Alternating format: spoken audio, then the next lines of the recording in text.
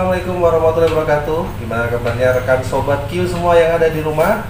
Tetap jaga kesehatan dengan protokol kesehatan karena kita sedang menghadapi COVID-19 di era new normal. Nah, hari ini kita wawancara dengan kondisi spesial physical distancing. Nah, kita jadi menggunakan ini sesuai dengan anjuran pemerintah ya. Nah, hari ini kita berbicara wawancara dengan Bapak Alun Bayu. Nah, kalau mau tahu apa Pak Alun Bayu, nanti bumpernya bisa dilihat di sini.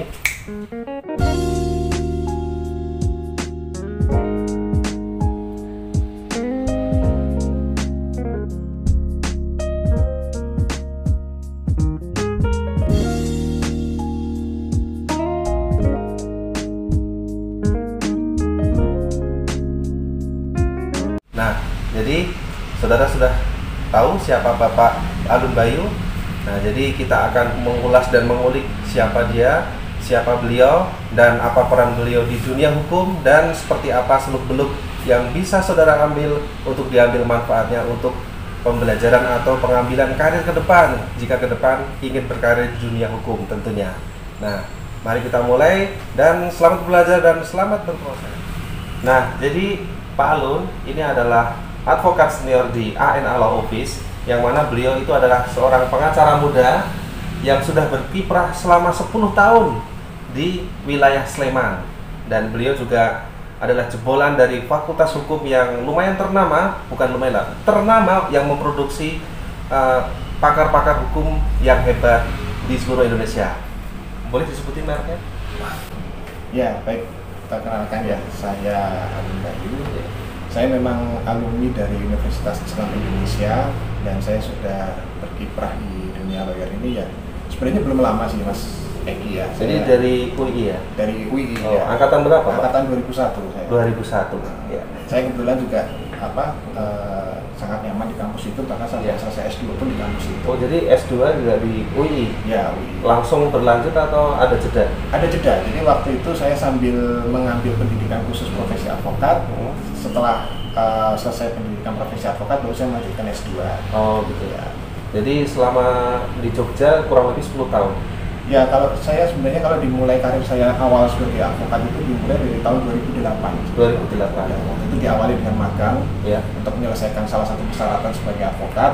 Ya. Lalu kemudian saya bergabung di beberapa law firm.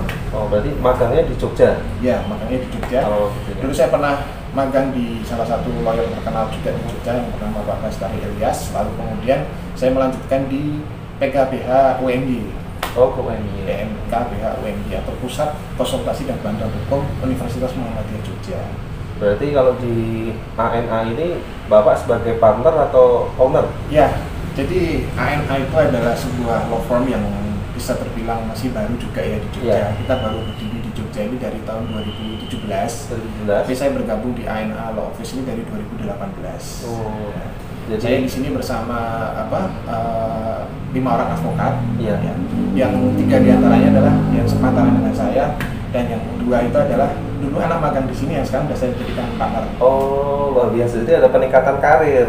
Jadi kalau ada rekan-rekan yang memang berkiprah di dunia hukum atau sekolah di sekolah hukum, misalkan mau magang, boleh Pak? Ya boleh, asalkan nanti memenuhi persyaratan yang kami syaratkan dari sini. Oh iya, Dan catat juga ya. yang penting adalah kalian punya niat, karena menjadi lawyer itu adalah suatu pilihan hidup.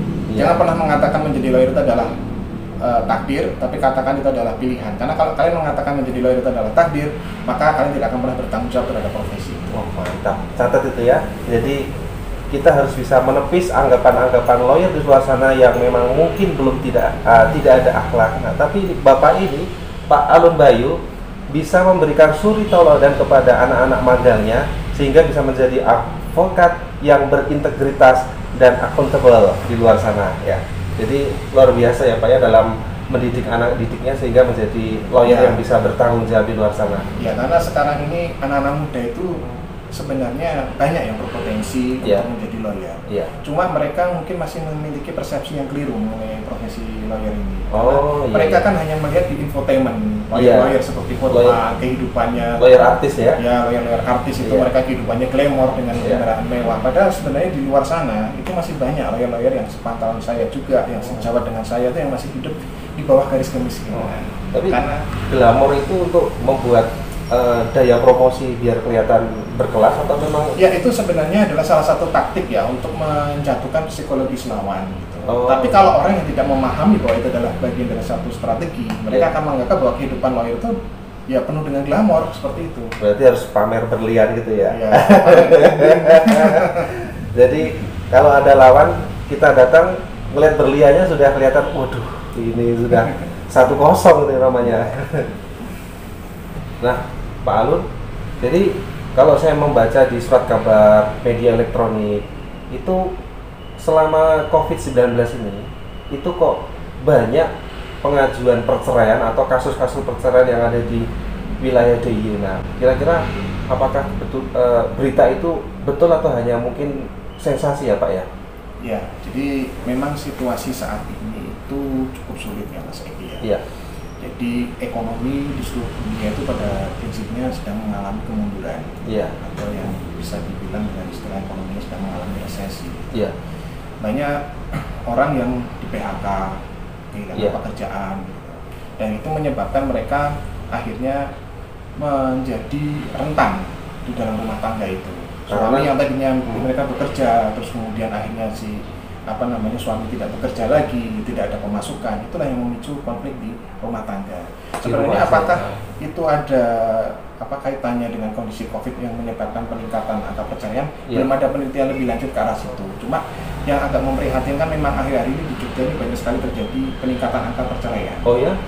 Itu gara-gara corona nih? Ya, kalau dibandingkan dengan sebelum corona, angkanya sebenarnya cuma lumayan tinggi juga. Naik ternyata ya? Betul ya, ternyata. Jadi kenaikan itu amat signifikan kalau saya perhatikan ya. Seperti contohnya untuk di Pengadilan Agama Sleman saja, per hari rata-rata bisa menerima pendaftaran lebih dari 15 perkara. Biasanya hari-hari normal? Ya, kalau hari-hari normal kadang-kadang ya 5-10 saja. Sekarang bisa sampai lebih dari 15 perkara per hari. Per hari. Itu kalau Bapak lihat dari golongan menengah ke atas atau ke bawah? Jadi sebenarnya faktornya itu yang pertama yang harus kita perhatikan meningkatnya angkanya itu adalah sebelumnya memang sempat ada penutupan pengadilan sama 2 bulan, sehingga terjadi penumpukan. Nah, tapi penyebabnya yang pasti apakah rata-rata itu karena corona apa tidak itu belum bisa kita pastikan.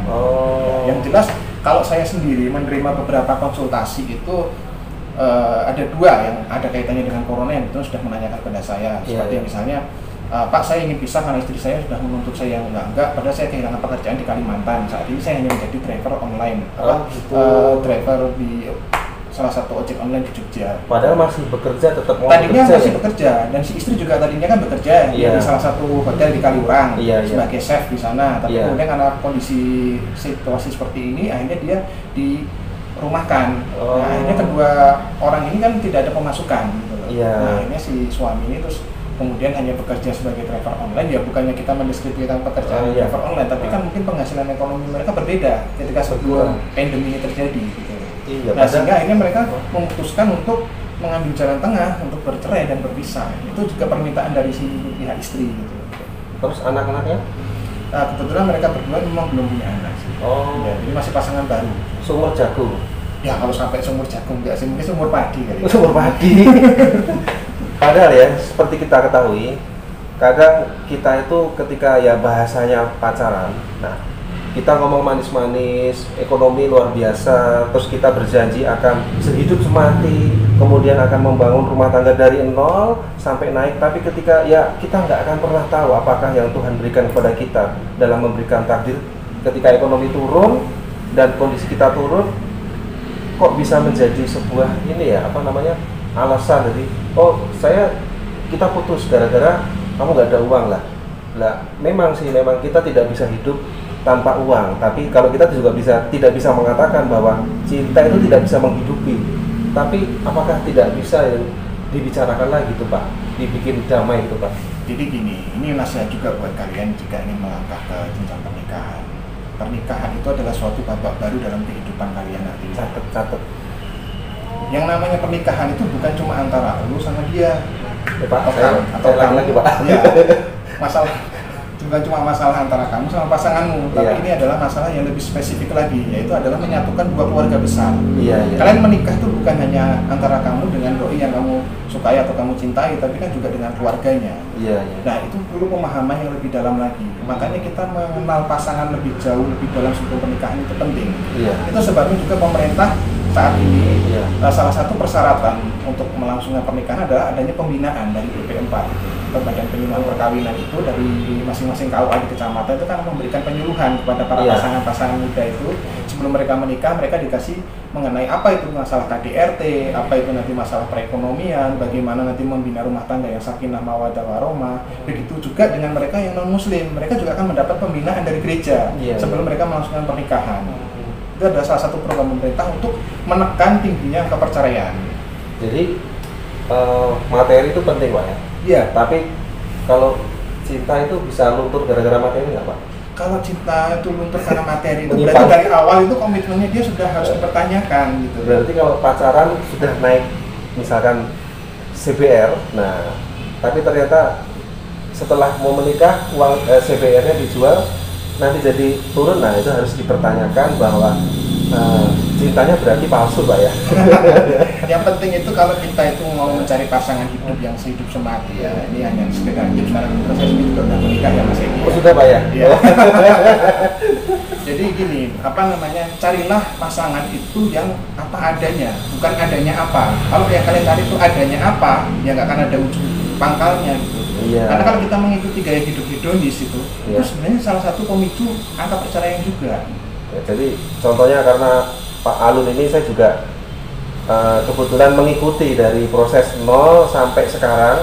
Itu peran serta istri Pak Alun ini yang mengantarkan Pak Alun sampai pada posisi sekarang itu ya karena ada support dari istri dan Pak Alun menjaga tanggung jawab itu dengan sebaik-baiknya, Pak ya.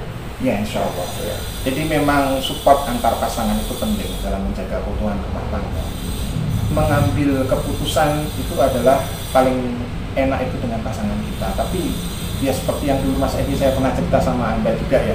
Nah, kita kan dulu waktu pernah ngobrol sebelumnya kan saya pernah cerita mengenai masalah bukunya Khalil Gibran. Itu memang buku paling gombal itu sedunia itu. Tapi kan isi-isi dari nasihatnya Khalil Gibran itu kan benar. Ketika kita itu jatuh cinta atau ketika sayap-sayap cinta itu memeluk kita, kita tuh harus siap bahwa di balik sayap-sayap itu kan ada pisau yang siap melukai kita. Dalam pernikahan itu kita harus siap menghadapi segala risiko dan kemungkinan yang akan terjadi di kedepannya. Jadi janganlah menaruh cinta itu terlalu tinggi atau terlalu dalam, karena nanti jatuhnya pun juga akan lebih menyakitkan. Makanya mengenali pasangan lebih dahulu, bagaimana latar belakangnya. Kalau orang Jawa bilang dulu bibit, bebet, bobot. Saya dulu kadang menyepelekan ketika nenek saya, ibu saya menasihati seperti itu. Tapi ketika saya menjalani profesi ini dan melihat begitu banyaknya angka perceraian yang terjadi di dunia nyata, saya mulai berpikir, Pak, mungkin apa yang dikatakan nenek saya sama ibu saya itu ada benernya juga mengenai bibit, bebet, bobot itu tadi. Jadi ketika kita sudah mengenali pasangan kita sudah mencintai dia, ya agar tidak meminimalisir ya kemungkinan terjadinya konflik itu, berilah kadang-kadang itu waktu dan kesempatan agar pasangan kita itu juga memiliki privasi atau kebebasannya sendiri gitu loh. Kadang kan kalau kita terlalu overprotective sama suami, sama istri, itu kan akan menyebabkan ketidaknyamanan. Itu juga salah satu faktor memicu perceraian. Makanya itu gini Mas Egi, coba kalau kita perhatikan, yang namanya tiang masjid itu aja, itu nggak ada kan yang berdempet-dempetan, pasti kan ada jarak. Tapi mereka tetap menyangga masjid supaya tidak ambruk. Nah, filosofinya itu di situ. Jadi jangan sampai kita itu terlalu mengatakan terlalu dekat dengan pasangan, kasih nanti kesempatan kelonggaran. Itu agar dia juga punya waktu, dia punya rencana-rencana yang dia pikirkan, jangan terlalu kita kekang gitu, kita kasih kebebasan. Jadi kalau istilahnya anak muda sekarang itu namanya bucin, Pak. Jadi bucin itu betul sih ada benarnya, itu untuk menjaga kesetiaan juga. Tapi kalau bucin yang sampai kita akhirnya menjadi tidak dihargai lagi hak kita sebagai pasangan, ya juga harus diwaspadai gitu. Karena juga bucin itu bisa positif tapi bisa juga negatif.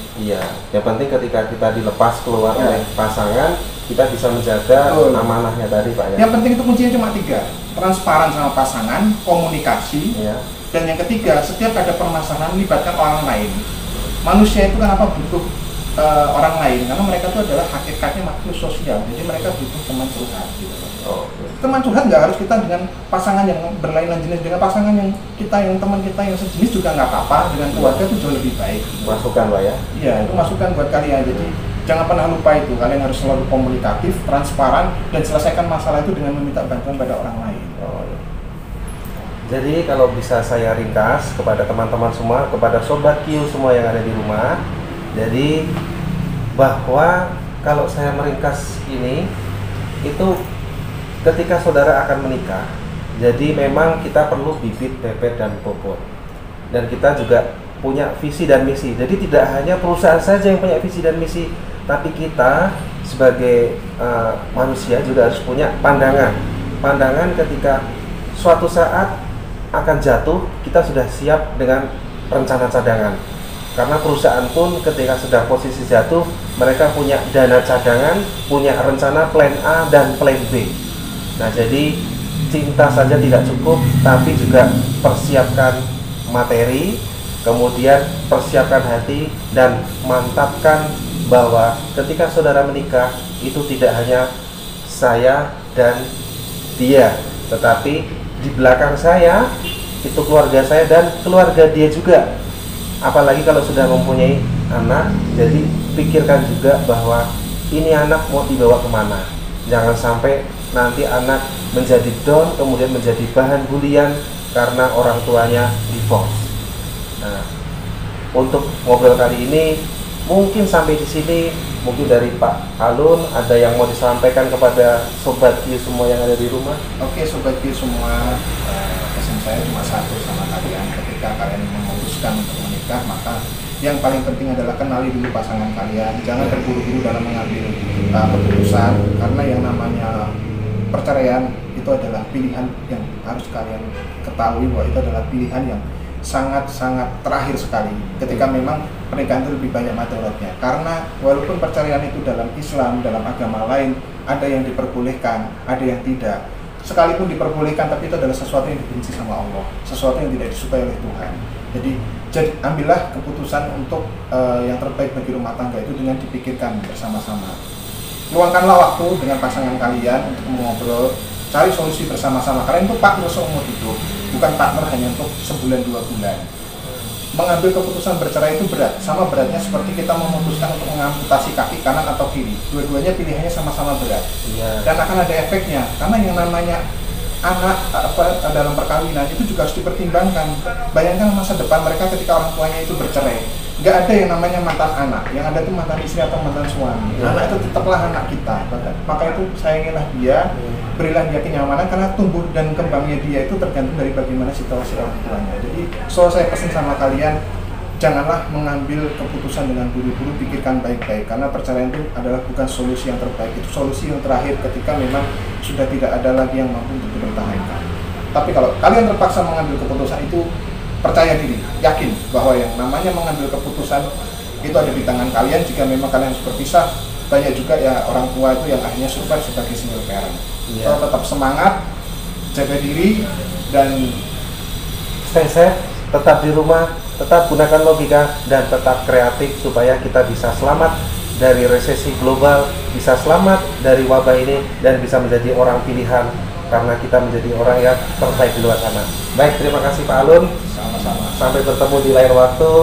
Terima kasih sudah ngobrol. Sampai bertemu dan Assalamualaikum warahmatullahi wabarakatuh.